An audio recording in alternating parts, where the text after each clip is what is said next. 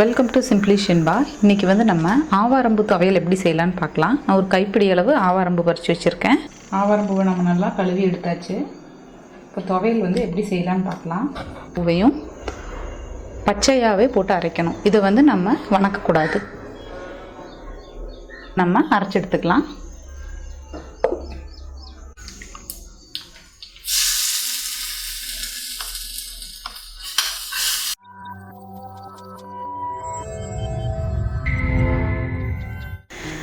சுத்தம் பண்ணி வச்சுக்கோங்க, பூச்சி ஏதாவது இருக்கும். இப்போ இதை தண்ணியில் போட்டு நம்ம கழுவிக்கலாம். ஆவாரம்பூவை நம்ம நல்லா கழுவி எடுத்தாச்சு. இப்போ துவையல் எப்படி செய்யலான்னு பார்க்கலாம்.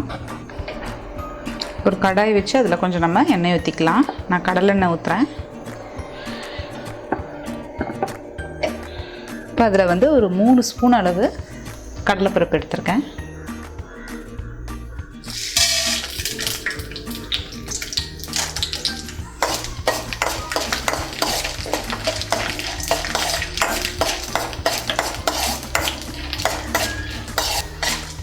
கடலைப்பருப்பு கொஞ்சம் வறுத்தாச்சு, லைட் ப்ரௌன் ஆகிடுச்சு. இப்போ நம்ம ஒரு 2 பெரிய வெங்காயம், ஒரு துண்டு இஞ்சி, ஒரு 3 பல் பூண்டு, இது எல்லாத்தையும் ஆட் பண்ணிக்கலாம்.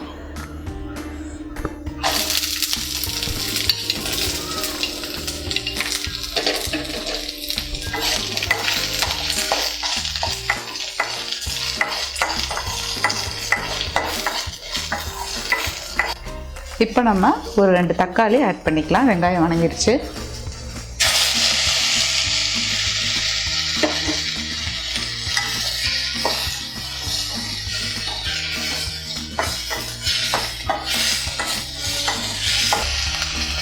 இது கூட நம்ம கொஞ்சம் மஞ்சள்தூள் ஆட் பண்ணிக்கலாம்.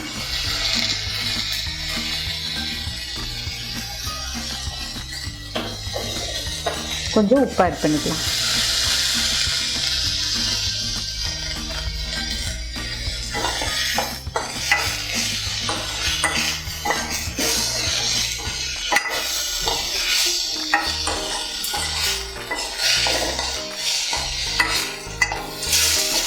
வரமிளகாய் ஒரு 4 ஆட் பண்ணிக்கலாம். கூடவே கொஞ்சம் புளி.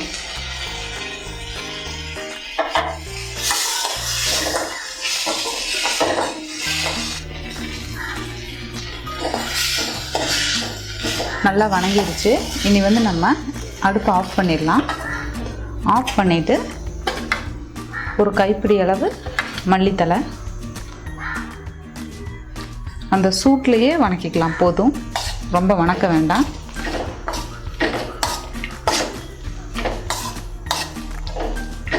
அது அந்த பச்சை வாசத்தோடு கொஞ்சம் இருக்கட்டும். இப்போ இது கூடவே கொஞ்சம் தேங்காய் துருவல்.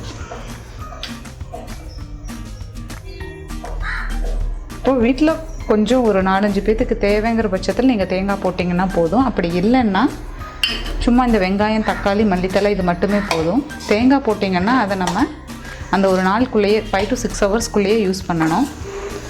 தேங்காய் போடாமல் வச்சிங்கன்னா ஒரு 2 நாள் வச்சாலும் அப்படியே தான் இருக்கும்.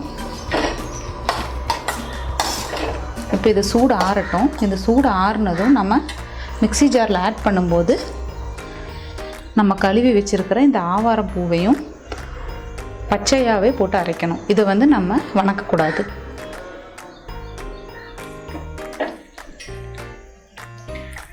இப்போ ஆறிடுச்சு. நம்ம இதை அரைச்சி எடுத்துக்கலாம். இப்போ இது ஜாருக்கு மாற்றிக்கலாம்.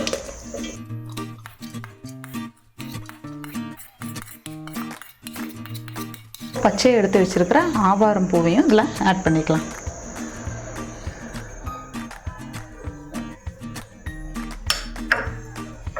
இனி இதை நம்ம அரைச்சி எடுத்துக்கலாம். பாருங்கள், நம்ம அரைச்சி எடுத்தாச்சு. இப்போ இதை ஒரு பவுலுக்கு மாற்றிக்கலாம். இப்போது அரைச்ச துவையலை நம்ம ஒரு பவுலுக்கு மாற்றியாச்சு. இதில் நம்ம இப்போது தாளித்து கொஞ்சம் இதில் கொட்டிக்கலாம். கொஞ்சம் எண்ணெய் ஊற்றி கடுகு, கருவேப்பிலை, பெருங்காயத்தூள், தேங்காய் எண்ணெய் ஊற்றிருக்கேன்னா தேங்காய் எண்ணெய் ஊற்றிக்கிட்டிங்கன்னா கொஞ்சம் நல்லா மணமாக இருக்கும். எண்ணெய் சூடாயிடுச்சு. கடுகு,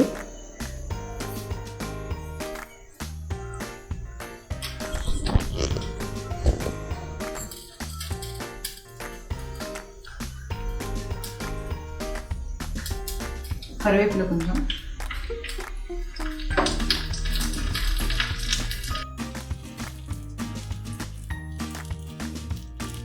இப்போ அது கூட நம்ம கொஞ்சம் பெருங்காயத்தூள் ஆட் பண்ணிக்கலாம். நான் தூளாக இருக்கிறதுனால லாஸ்ட்டில் ஆட் பண்ணுறேன்.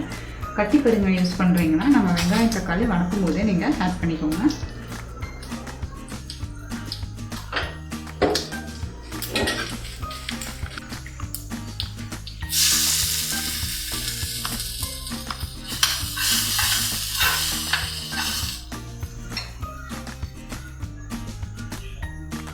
ஆவாரம் பூ துவையல் ரெடி ஆகிடுச்சு. நீங்களும் இதை ட்ரை பண்ணி பார்த்துட்டு கமெண்ட் பண்ணுங்கள்.